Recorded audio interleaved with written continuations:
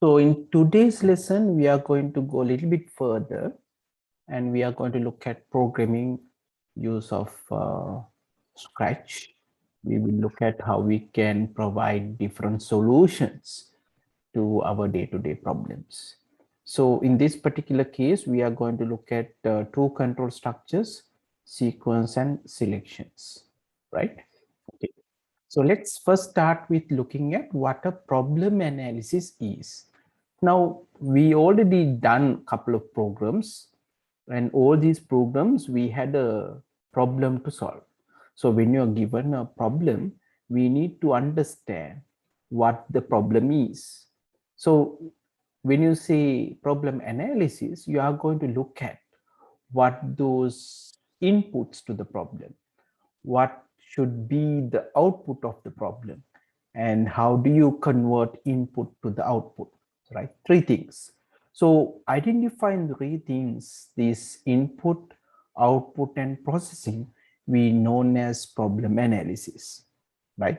Now, for example, in this particular case, if you look at this particular invoice, especially when you're actually selling something, we normally create what we call the invoice. And in invoice, we have some inputs like what you are going to purchase. In this particular case, you are going to purchase some 200-page books, 80 pages books, carbon pens, and so on. And then there are some amounts, and then we know that they are unit prices. Now, once you get the amount and unit price, we need to calculate the price for each of these items, the total. So you have to multiply amount by unit price. So that's process. And once you get everything, you have to find out the total. So the outputs will be these prices and the outputs. So you see, we have input. Here we have item, amount, and unit price. And then we have outputs, the price and the total price. Now to get price and total price, you have to convert input to the output by multiplying amount with unit price, which we call processing, right? So for any problem that you will get, you should be able to identify what the input is, what the output is, and how do you convert input to the output, right? Now, so when it comes to analysis, basically, I told you, you are going to identify inputs, processes, and outputs, right? So usually when we say input, we have data, and the outputs will be informations, and basically the process will get the data converted into useful information. So before we start anything, we should learn how to analyze a problem. So when I say analyze a problem, you should be able to identify what the inputs are, what the processes are, and what the outputs are. So let's look at, find the year of birth when person's national identity card number is given. So the input is national ID card number, and this is, now we are using actually two different identity card numbers in Sri Lanka. This is old version. In the old version, the first two digits shows you the year of birth. Now the inputs in this particular case is national identity card number, and the output, Senhiru, what is the input here?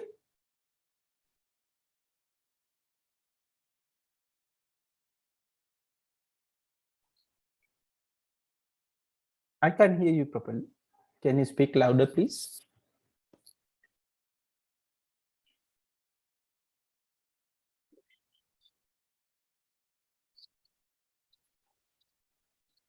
It's not clear.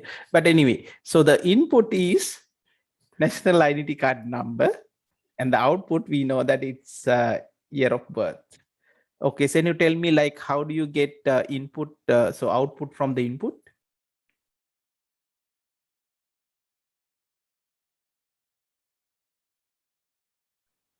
Given national identity card number, how do you get the year of birth? Yes, Dhananjay? By selecting the first two numbers of the identity card number. Yes, by selecting the first two numbers in the identity card, right? So you see now it's a very simple one. Okay, likewise, let me give you another number. Like let's say, given a telephone number, let's say you are trying to identify the service provider, meaning like Dialog, Mobitel, SLT, and so on. So if I say, okay, note 777-625054, like, so who's the operator?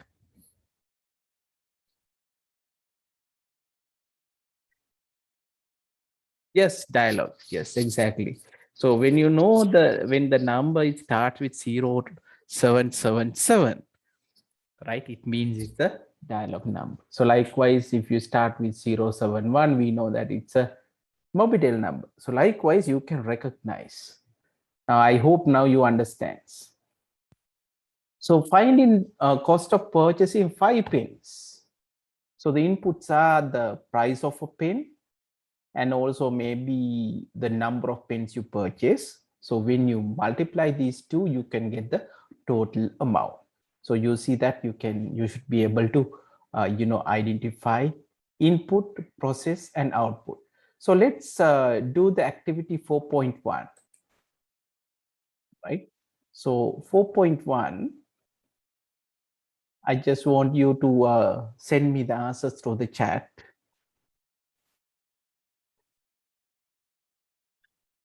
Okay, let's discuss the answer for the first one. So what is the input, Dhananjay?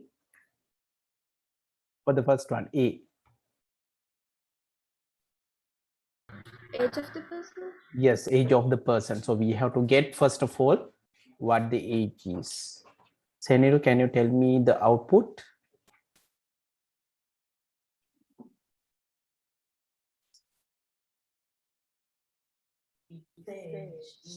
No, that is process. I'm asking the output. No, simply so you say eligible to what? That's output. O, not eligible to what? Okay, now tell me the process.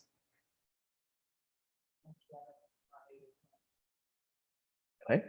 So we can check, given the age, if it is greater than 18 or whether it's less than 18. So that's the process. The outputs are eligible to vote and not eligible to vote. So Senator, your answer is correct.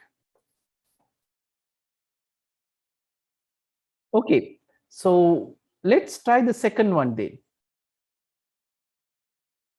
Take your time. So in this case, we have, in this particular example, we have two teams. Now to decide whether match is won, what do you need? Yeah, you need the score, right? So you, first of all, you get the score from the two teams. So the input is the score of the two teams, right? And Dhananji, can you tell me what is the output is for B?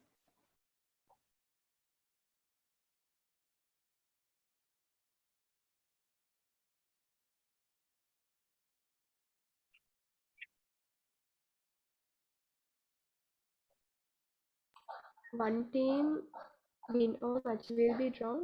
Yes, exactly. So either one will win or match will be drawn. That's what you will get. So Seniro, can you tell me what is the process for this one? Given the 2 marks, if one mark is greater than the other mark, we can say that team is won the match. If the 2 marks are the same, then we can say the match is drawn, right? So that's so. Okay, so let's go back to the lesson again. Now here we are going to look at control structures. Now we are now comfortable with writing programs in sequence. That means executing one after the other. So there are two. We will look at other two, right? Selection and repetition, right? So symbols we use, remember, this is for the input and output, and this is the process. Now, for example, the sequence, simply we can put, okay, getting start, you get the price of a pen, you multiply that price with the number of pens, let's say it's 5, and then you can display the answer, right? So maybe I will demonstrate how to do this in Scratch. So maybe you can also try with me the same way, right? So we need to find price of a pen, right? So let me go to the Scratch window. Let me share the screen. So here is my Scratch. So the first one is the start, and usually in Scratch we don't have a start, but since we have a start and stop, we can represent start with this green flag. So under events, we can find out when the green flag clicked, right? So when this is clicked, and the very first one is you have to get the price of a pen, right?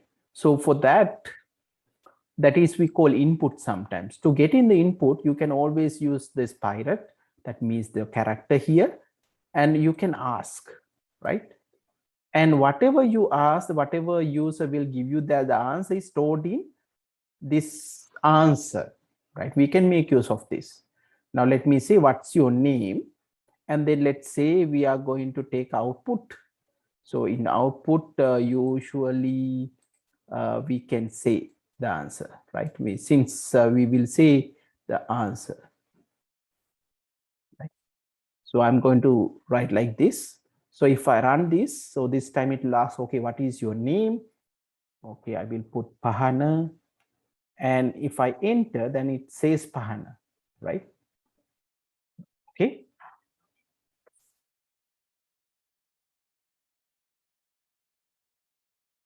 So remember, very important, right? And then let's say hello Pahana, right? So to do that, we can add. So these things you can add, the contents. Now, for example, we have text join operations. So yeah, could we have and operations?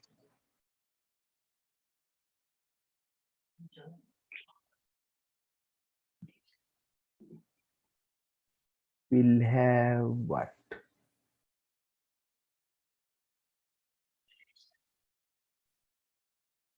Right, we'll go to operations. And then we add two things. What I'm going to add is we'll have answer. Yes, exactly. We have to have join. And then if you join apple and banana, you will have apple and banana. So instead of banana, I will put answer. So it says apple Pahana. So we can say, okay, hello Pahana. So whatever, right?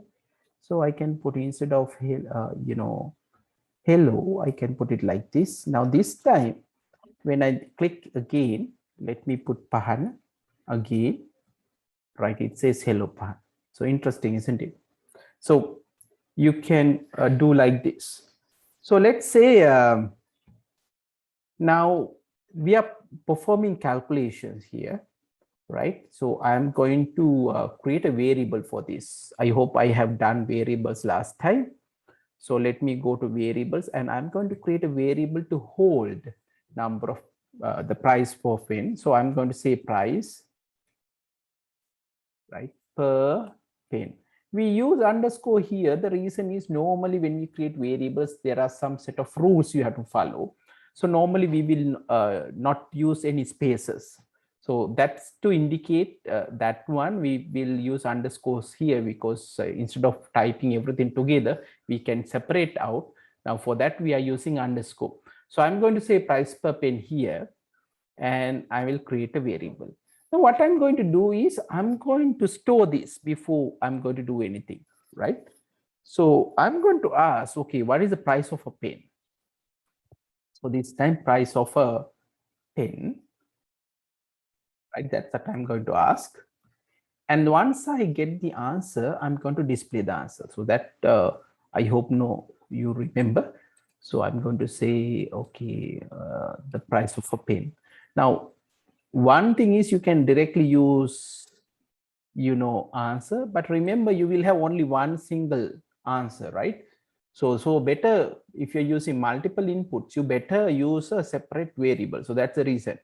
So in this particular case, if I run it, price of a pen, let's say 10, right? So 10 will be displayed.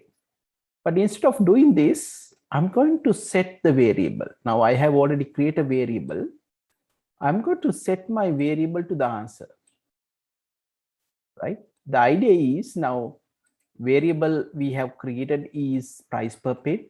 So the answer is now stored in price per pen.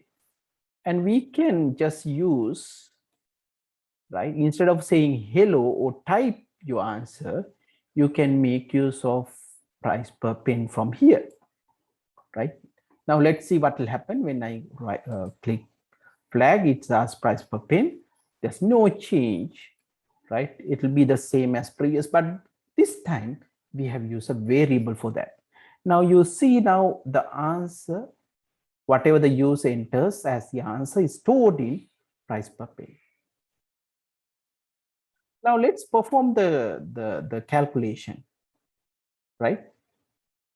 So this particular case, I'm going to create a new variable.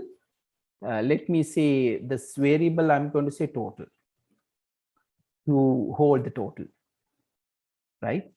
And how I going to calculate the total, right? I'm going to set the total variable. How do you get it, right? You have to multiply. So that means operations. You have to perform multiplication. So what are you going to multiply?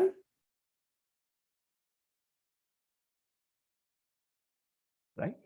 So what are you going to multiply to find out the price per pen? Yes, by number of pens. Let's say it's 5, right? Now I can display, right, the total.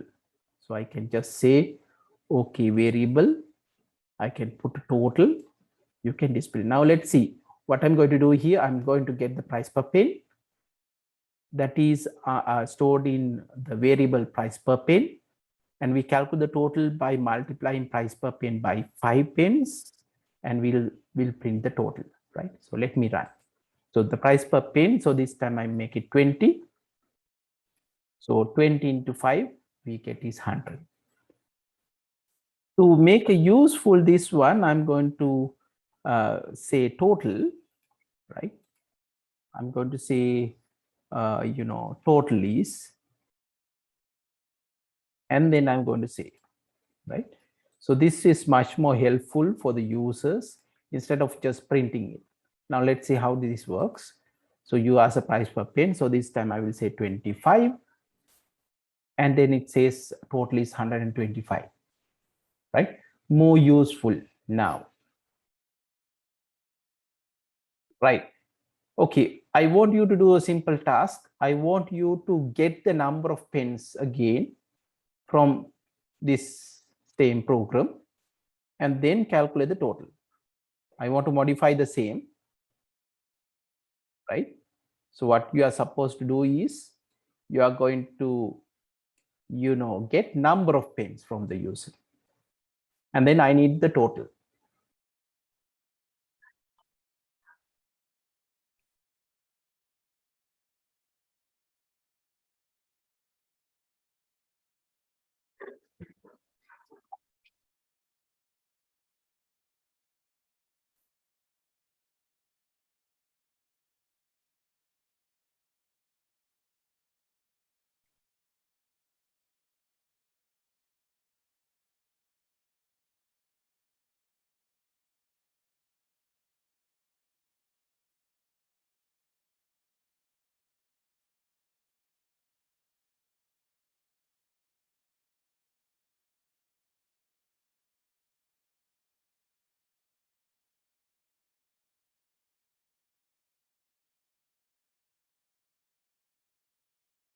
Yes, Dhananji, can you show your screen?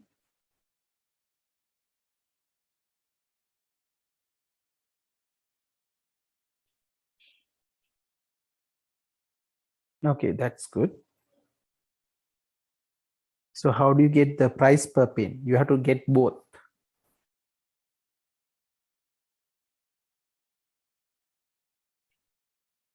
Okay, that's okay. I will show you how you are going to do these two things. Penhiru, can you share your answer?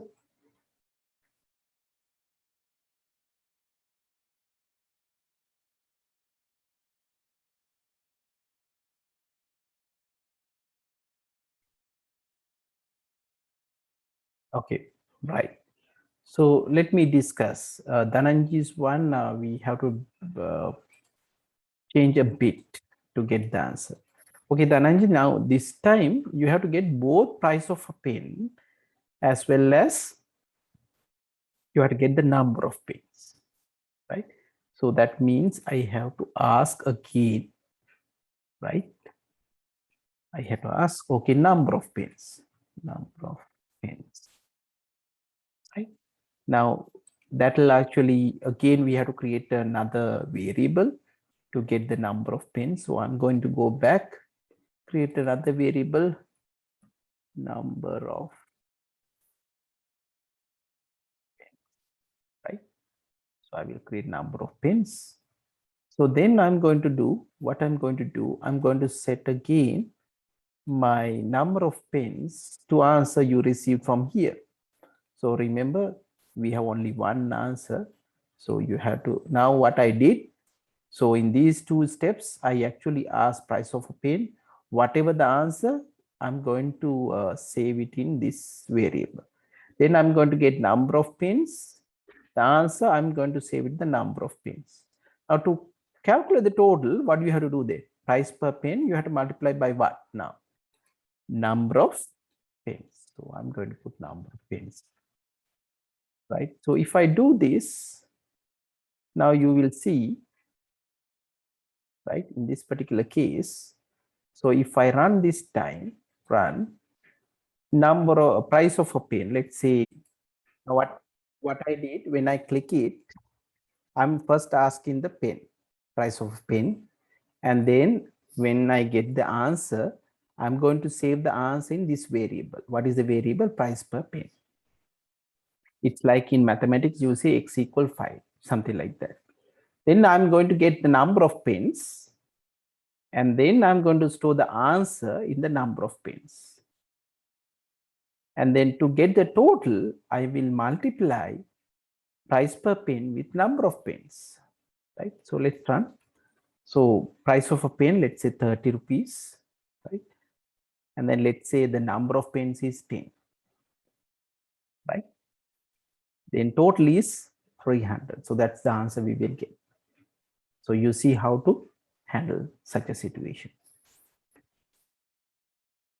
Okay. Now with that one, I can look at the selection, right? Ranji, can you confirm me whether you have finished this part? Changes, make the changes to the.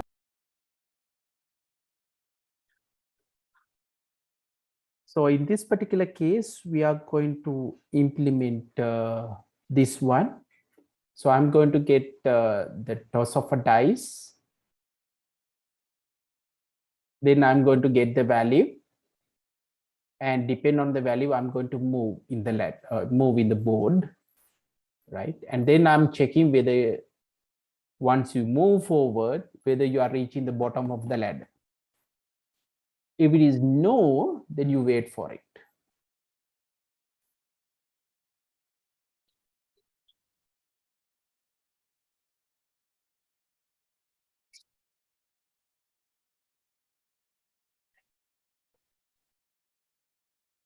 Right? Okay, now let's go back.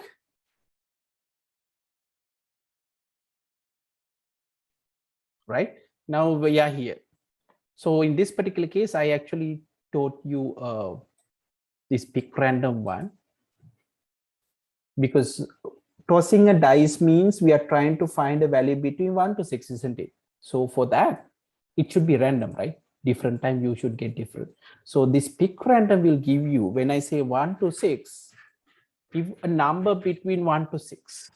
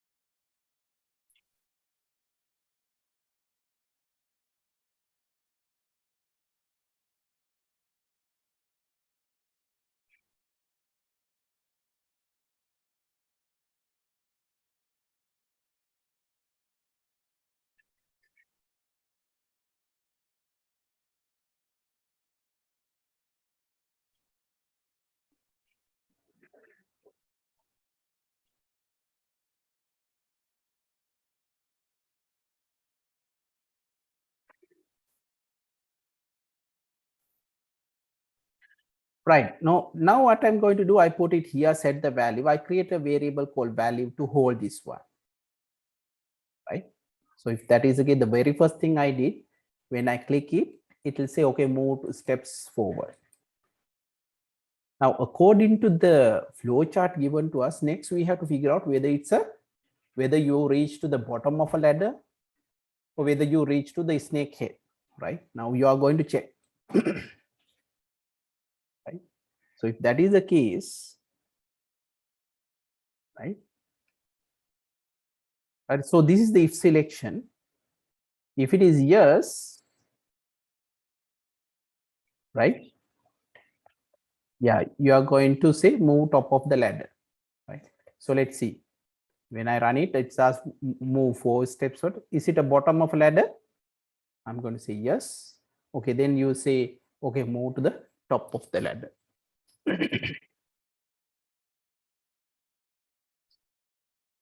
So if it is no, what will happen? So move 1 step forward. I'm asking bottom of the ladder. If I say no, nothing will happen. You stop at that point. This is snake and ladders.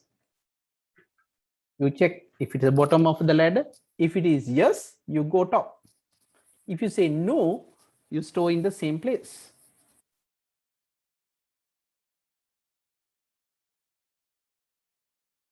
Right.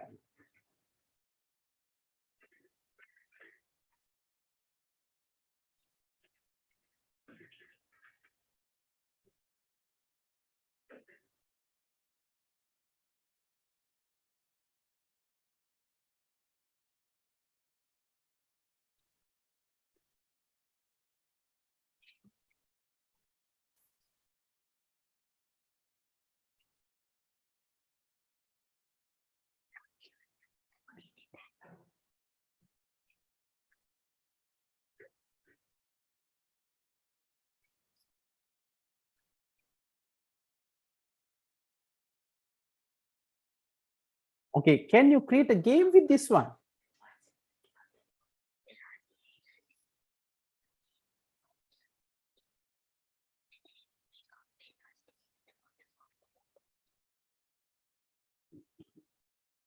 Let me give you some ideas. So I hope you can try this because since we have time, right? I would like to go one step beyond this just to show you like how you can develop a game out of this.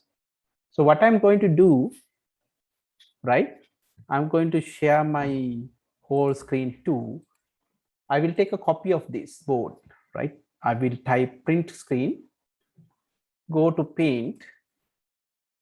I will go to paint, Control V, paste it, and then I will cut this. So here is my board, crop. Then I'm going to save.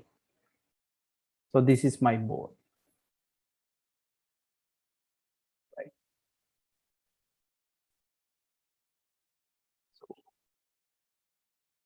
So this is my board. Now let me get this to my Scratch, right? So basically backdrops, I can upload a backdrop, right? So I go to the board. So here is my board.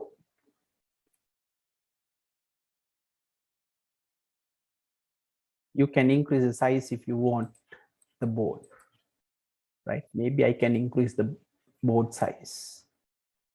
So how do you increase? So there's a size where you can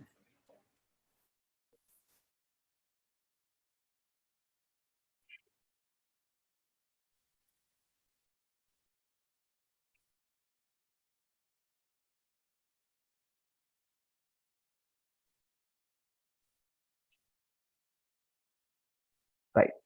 Now I go to the code again. Now I'm going to remove this. I don't need this. Instead, I'm going to get a small button or something. Let me say ball. Okay, this ball is enough, right? Okay, let me reduce the size, maybe like 50. Yeah, okay, so now we are starting point, right? Or maybe outside. So you can see the values. If it is 1, we know that it's minus 8384. 2, 49, 42. 3, right? So we know xy coordinates, x and y. So let me show you how to move from 1 to 2, right? Now, how do you move from 1 to 2? So when you say 1, maybe we can hold these values. How do you hold these values? So let me take this, right? So I'm going to take a variable. Let me say the name of variable is 1. Or else we can just say something like that. If it is 1, so let me have if statement, selection. So I'm going to have a selection. If, right, the value, let's say the value, because we are going to get the value, right, from arbitrary. So I'm going to set the value. I'm going to pick random from 1 to 6. If it is 1, if the value is 1, I'm going to say go to this place. What is this place? Set x is minus 84 minus, how do you get it? You can move and see, right? You can move and see. So I'm in 1. Okay. So in this particular case, I will go to where the positions we get. Okay, motion. We'll say we have to change both,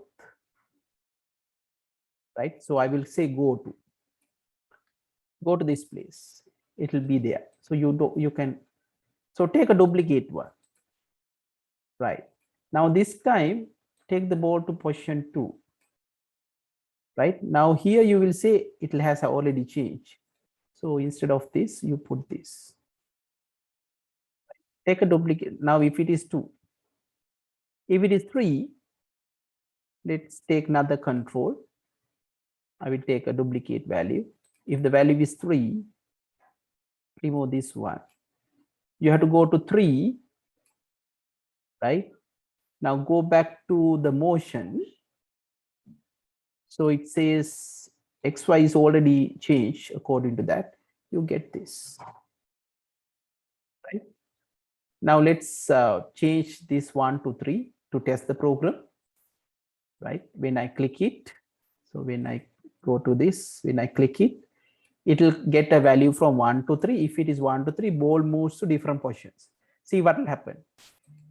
Every time when I click it, I will get different values, isn't it? Yes. You see the value in the top. You see, you know how to work with this, right? So this is the basics. Now you see interesting one.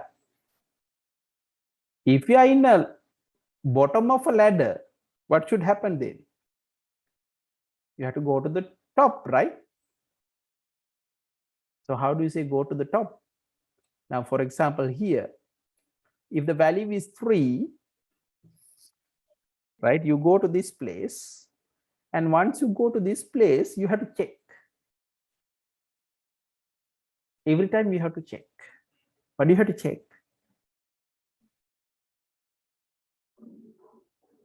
Yes, what do you have to check? You have to check whether you are in the bottom of a ladder. If that is the case, you have to go to 60.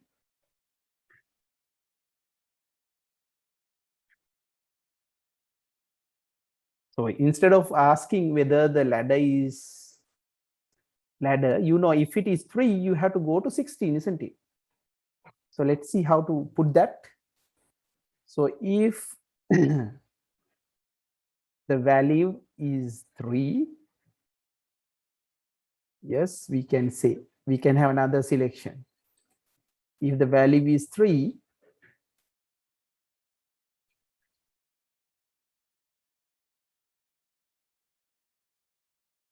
I'm going to take duplicate. If the value is 3, then we have to say now this, okay, go to 16. So I put 16 here, go to motion, right? So this is the one. So now you see what will happen. Now when I time this, it will come to 1 or 2. But if it is 3, it will directly go to 16, isn't it?